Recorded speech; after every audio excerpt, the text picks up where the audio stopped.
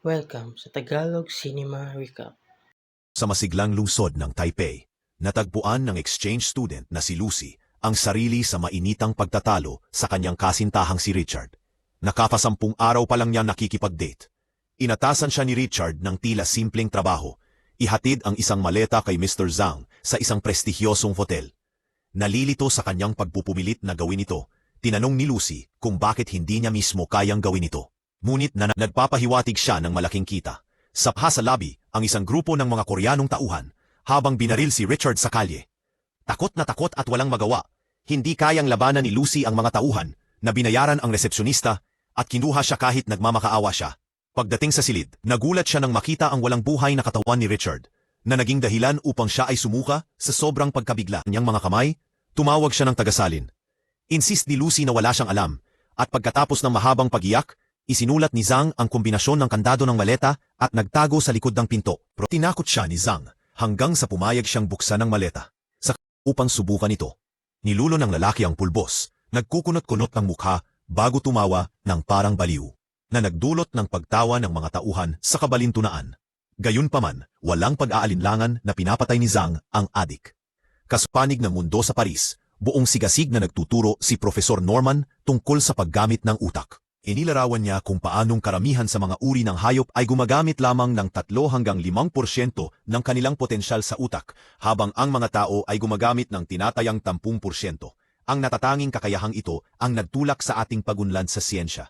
Ang tanging uri na nakikipagkumpetensya sa mga tao ay ang dolphin. Bumalik kay Lucy, nagkamalay siya sa isang silid ng hotel. Natuklasan ang isang sugat sa operasyon sa kanyang tiyan, kasama ang mga kagamitang medikal sa nightstand.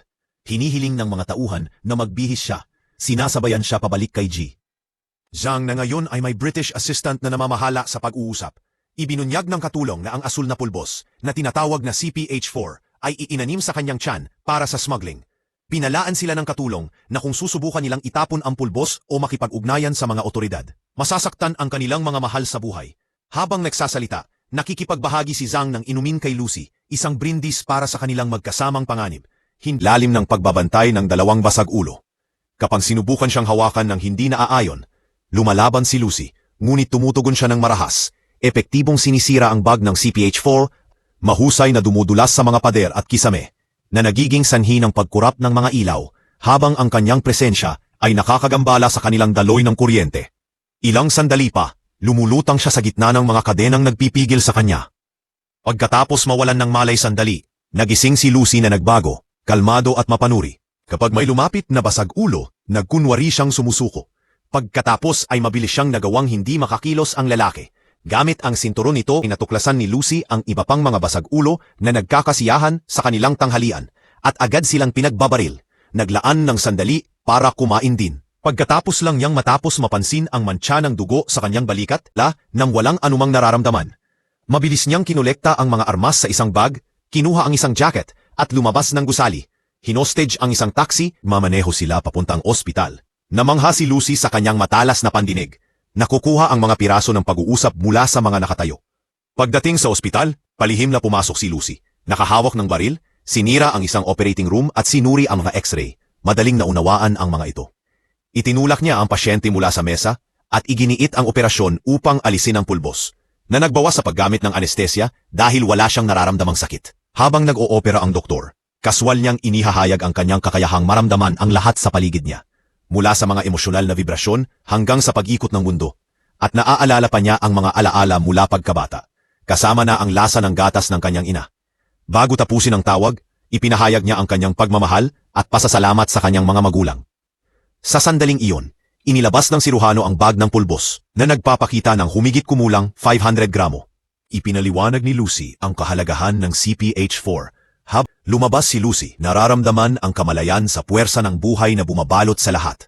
Pagbalik sa hotel, nanatiling walang kamalay-malay si Zhang habang nakasuot ng headphone, na nagbigay kay Lucy ng elemento ng sorpresa habang tinutusok niya ang mga kamay nito sa sofa, na nagbibigay ng makabuluhang talumpati tungkol sa pagtanggap sa kanyang umunlad na isip. Sinuway siya nito, na nagtulak sa kanya na makapasok sa mga alaala nito, at matuklasan ang mga mulong ipinadala sa Berlin, Paris, apartment.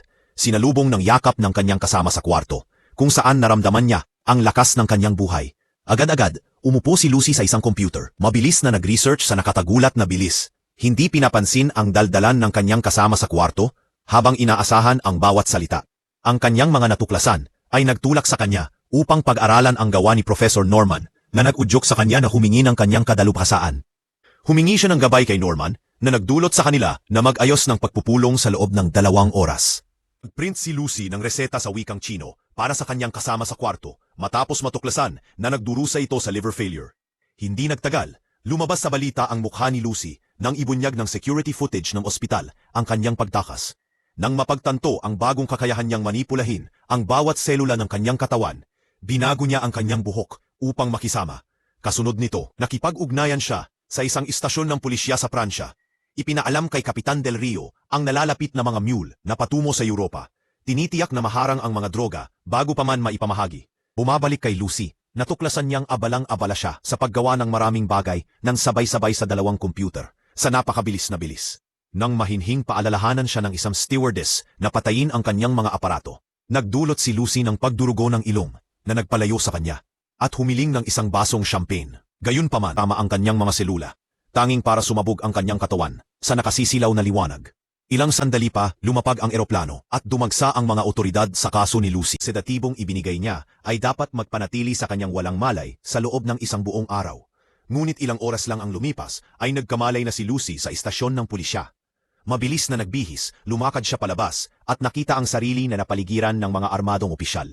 Sa mabilisang kilos, pinabagsak niya silang lahat, maliban kay Del Rio, na inagawan niya ng armas, dahilan upang lahat ng bala ay bumagsak sa sahig. Kinumpirma ni Del Rio ang pagkakakuha sa lahat ng mulo at sa kanilang kargamento, habang sinabi ni Lucy na siya ang bahala sa sitwasyon. Sa malapit, napagtanto ng mga tauhan ni Zhang na ang mga mulo ay dinadala sa ospital para sa pagkuha. Isinasama ni Del Rio si Lucy sa kanyang kotse habang naglalakbay sila sa Paris, lalo pang nagkakaroon ng pag-unlad. Mahusay na inilipat ni Lucy si Del Rio sa upuan ng pasahero. Kinontrol ang sasakyan. Mahusay na nagmaneho sa mataas na bilis, gamit ang kanyang kakayahan upang ilipat ang ibang mga sasakyan at magdulot ng mga aksidente.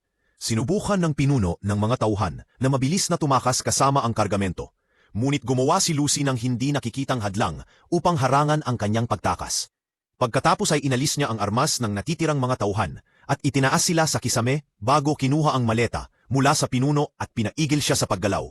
Ang maleta ay naglalaman ng 2 bag, ngunit nakita ni Lucy ang 3 mulo at puwersahang kinuha ang bag mula sa tiyan nito. Inatanong ni Del Rio kung bakit niya kailangan ang isang ordinaryong tao na katulad niya, na sinagot ni Lucy sa pamamagitan ng paghalik sa kanya at pagpapaliwanag na tinutulungan siya nito na maalala ang kanyang pagiging tao. Habang dumarami ang mga pulis, tumakas si Lucy kasama si Del Rio sa kotse nito. Hindi alam na nagtatago lang si Zhang sa malapit, na nag-utos sa kanyang mga tauhan na subaybayan sila. Hinulaan ni Lucy ang kinaroroonan ni Norman sa universidad bago pa man niya ito banggitin, na naging dahilan upang magkita sila ni Del Rio sa mga kapwa-siyentista nito. Dahil nagdududa, hinamon ng mga mananaliksik ang kapangyarihan ni Lucy upang mapatunayan ang kanyang mga sinasabi. Hinawakan niya ang isa sa kanila at binasa ang mga detalye ng buhay nito nang direkta mula sa isip nito. Paparating na banta at inatasan si Del Rio na seguruhin ang lugar. Sinimulan niyang ibahagi ang kanyang mga pananaw. Ipinaliwanag kung paano tinapangtuluyang nakamit ng utak ni Lucy ang pinakamataas na antas ng paggana. Sa kabuuang paggamit ng kognitibo, binuksan niya ang kakayahang maglakbay sa oras at espasyo. Nasaksihan ang buong kasaysayan ng tao, mula sa Big Bang hanggang sa panahon ng mga dinosaur, hanggang sa paglitaw ng unang evolusyonaryong primate, na pinangalanan ng mga siyentista na Lucy.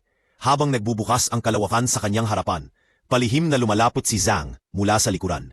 Ganap na nagbago, nawala si Lucy mula sa kanyang upuan, na nag-iwan kay Zhang na bumaril sa hangin. Sa pagtatangkang pilitin ang mga doktor na sumagot, siya'y naunang binaril ni Del Rio. Natuklasan nang binigyan nila si Norman ng USB stick na naglalaman ng pananaw sa sansinukob. Nawawasak ang supercomputer na nagiiwan kay Del Rio na nagtataka kung nasaan si Lucy, kasabay ng pagtanggap niya ng mensaheng nagsasabing, "Nasa lahat ako." Ang pinakamahalagang aral, gamitin ang kakayahan para sa ikabubuti ng lahat.